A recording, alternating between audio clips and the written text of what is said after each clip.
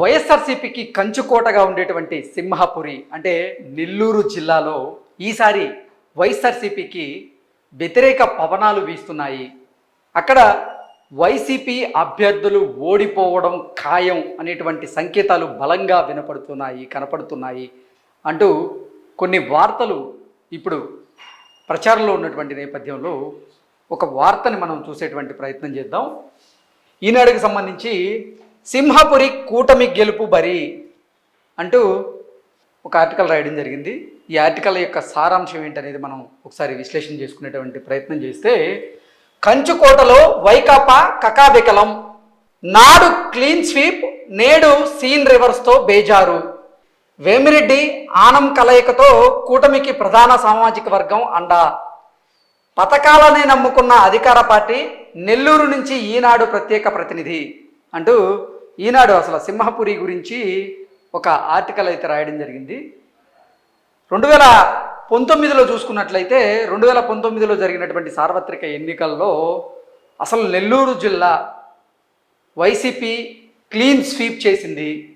ఈ నేపథ్యంలో ఈసారి మాత్రం అంటే 2024లో జరగబోతున్నటువంటి సార్వత్రిక ఎన్నికల్లో మాత్రం వైసీపీకి ఇక్కడ ఎదురు గాలి వీయబోతుందని, సీన్ రివర్స్ కాబోతుంది. అంటే సింహపురిలో ఈసారి తెలుగుదేశం పార్టీ కూటమి సత్తా చాటబోతుంది అనేది ఈ వార్త యొక్క సారాంశం. అసలు మనం ఫస్ట్ నుంచి కనుక చూసుకున్నట్లయితే, సింహపురి అంటే వైకాపాకు కంచుకోట. ఆ పార్టీ ఆవిర్భావం తర్వాత జరిగిన 2 ఎన్నికల్లోనూ నెల్లూరు లోక్సభ స్థానాన్ని గెలుచుకుంది. మొన్నటి ఎన్నికల్లో జిల్లాలోని అన్ని అసెంబ్లీ స్థానాలను వైకాపా క్లీన్ స్వీప్ చేసింది. కానీ ఇప్పుడు పరిస్థితి మారిపోయింది. సింహపురిలో తెలుగుదేశం కూటమి గెలుపు బరిగా నిలవబోతుందని స్పష్టంగా కనిపిస్తోంది. ఈ ఎన్నికల్లో నెల్లూరు లోక్సభ నియోజకవర్గంలో వైకాపాకు ఘోర పరాభవం తప్పదనేది మెజారిటీ ప్రజల మాట. నెల్లూరు లోక్సభ నియోజకవర్గం పరిధిలో ఈనాడు ప్రతినిధి పర్యటించి స్థానికులతో మాట్లాడినప్పుడు అసలు ఎన్నికల వేళ నెల్లూరు లోక్సభ స్థానం ఎవరు గెలవబోతున్నారు అనేది ఇప్పుడు సర్వత్రా చర్చనీయాంశంగా మారినటువంటి నేపథ్యంలో తెలుగుదేశం పార్టీ కూటమి నుంచి మాత్రం వేమిరెడ్డి ప్రభాకర్ రెడ్డి గారు అక్కడ బరిలో ఉన్నారు. అలాగే వైసీపీ నుంచి మాత్రం విజయసాయి రెడ్డి గారు అక్కడ బరిలో ఉన్నటువంటి నేపథ్యంలో నెల్లూరు జిల్లాలో ఈసారి పోరు హోరాహోరీగా ఉండబోతుంది అంటూ అందరూ భావించినప్పటికీ సీన్ మాత్రం క్షేత్రస్థాయిలో అలా లేదు. ఈసారి ఎట్టి పరిస్థితుల్లో టీడీపీ కూటమే ఈ సింహపురిలో సత్తా చాటబోతోంది. వేమిరెడ్డి ప్రభాకర్ రెడ్డి గారు టీడీపీకి వచ్చిన తర్వాత సీన్ రివర్స్ అయిపోయింది. పరిస్థితులు మారిపోయాయి. రాజకీయ సమీకరణాలు శరవేగంగా మారిపోయాయి. నెల్లూరు జిల్లాలో ఉన్నటువంటి అన్ని అసెంబ్లీ నియోజకవర్గాలతో పాటుగా లోక్సభ స్థానాన్ని కూడా టీడీపీ కూటమే కైవసం చేసుకోబోతుంది అన్నట్లుగా నెల్లూరు జిల్లాలో ఉన్నటువంటి కొంతమంది ప్రజలు ఈనాడు అడిగినటువంటి ప్రశ్నలకు సమాధానం ఇచ్చినట్లుగా ఈ ఆర్టికల్లో మనం చూస్తూ ఉన్నాం. ఆనంతో పాటుగా వేమిరెడ్డి ఇప్పుడు టీడీపీ కూటమిలోకి వెళ్ళినటువంటి నేపథ్యంలో రెడ్డి సామాజిక వర్గానికి చెందిన వారు కూడా ఈసారి తెలుగుదేశం కూటమికే మద్దతు తెలపబోతున్నారు అన్నట్లుగా ఈ వార్త సారాంశంగా మనం చూడొచ్చు. బుచ్చిరెడ్డిపాలెంలో ఒక మధ్య వయస్కుడైనటువంటి ఓ ముస్లిం వ్యక్తిని ఈ సంస్థ ప్రతినిధి ఒకరు వెళ్ళి క్వశ్చన్ అడిగారు. వేమిరెడ్డి వచ్చాక ఒక్కసారిగా పరిస్థితి మారిపోయింది. మాజీ మంత్రి ఆనం రామనారాయణ రెడ్డి వేమిరెడ్డి కలయికతో జిల్లాలో కూటమికి అటు రాజకీయంగా ఇటు ఆర్థికంగా బలం పెరిగింది. కూటమికి మంచి ఫలితాలు తప్పవు అంటూ బుచ్చిరెడ్డిపాలెంలో ఒక మధ్య వయస్కుడైనటువంటి ఒక ముస్లిం వ్యక్తి చెప్పినటువంటి మాటలు ఇవి.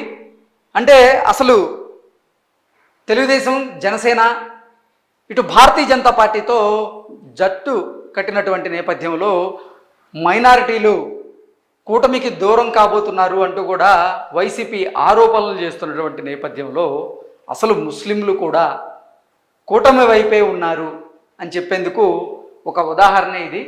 బుచ్చిరెడ్డిపాలెంలో మధ్య వయస్కుడైనటువంటి ఒక ముస్లిం వ్యక్తిని అసలు ఈసారి మీ సింహపూర్లో ఏం జరగబోతుంది, నెల్లూరులో ఎవరు గెలిచే అవకాశం ఉంది అని అడగ్గా వేమిరెడ్డి వచ్చాక ఒకసారిగా పరిస్థితి మారిపోయింది.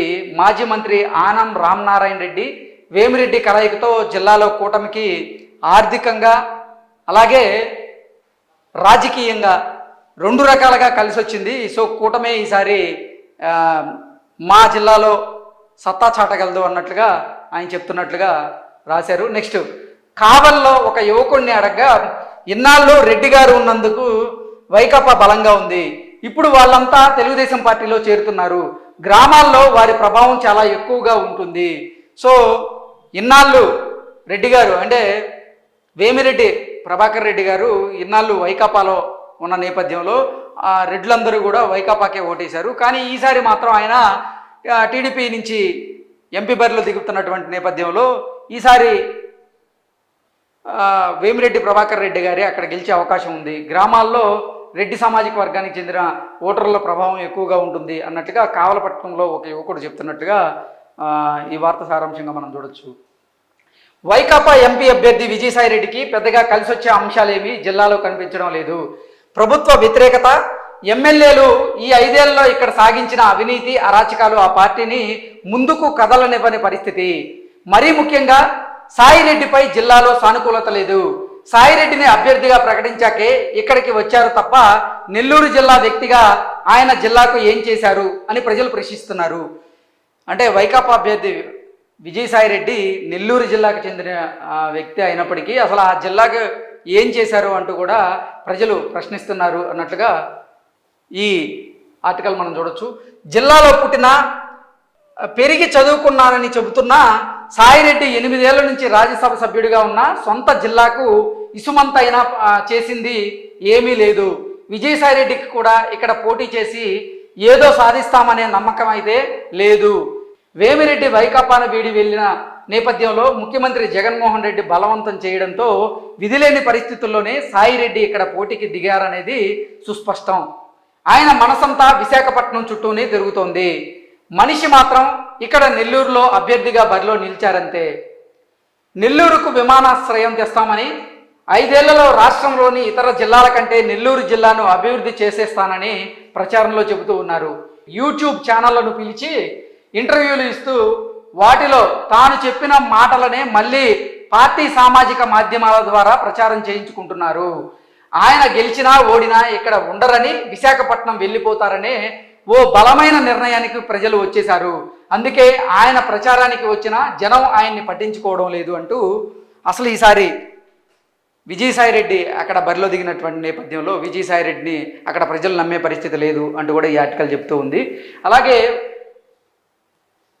వైకాపాలో అవమాన భారంతో ఆ పార్టీని వీడిన రాజ్యసభ మాజీ సభ్యుడు వేమిరెడ్డి ప్రభాకర్ రెడ్డి తెలుగుదేశంలో చేరారు. దీంతో జిల్లాలో రాజకీయ ముఖచిత్రమే మారిపోయింది. జిల్లా పరిధిలో 8 అసెంబ్లీ నియోజకవర్గాల్లోని వేమిరెడ్డి సామాజిక వర్గ నేతలు, క్షేత్రస్థాయి పదవుల్లో ఉన్నవారు, కార్యకర్తలు రోజు తెలుగుదేశం పార్టీలో చేరుతూ ఉన్నారు. కలిగిరి మండలానికి చెందినటువంటి చిరంజీవి రెడ్డి మొన్నటి వరకు పోలీస్ హౌసింగ్ కార్పొరేషన్ చైర్మన్గా వ్యవహరించారు. 2019లో ఆయన మద్దతుతో వైకాపాకు ఉదయగిరి నియోజకవర్గంలో కలిగిరి, జలదంగి మండలాల్లో మెజారిటీ వచ్చింది.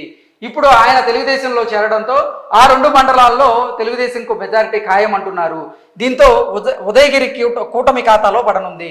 సో ఉదయగిరి అసెంబ్లీ నియోజకవర్గం ఈసారి కూటమి బరిలో కూటమి ఖాతాలో చేరబోతుంది అనేది ఈ సారాంశంగా చూడొచ్చు.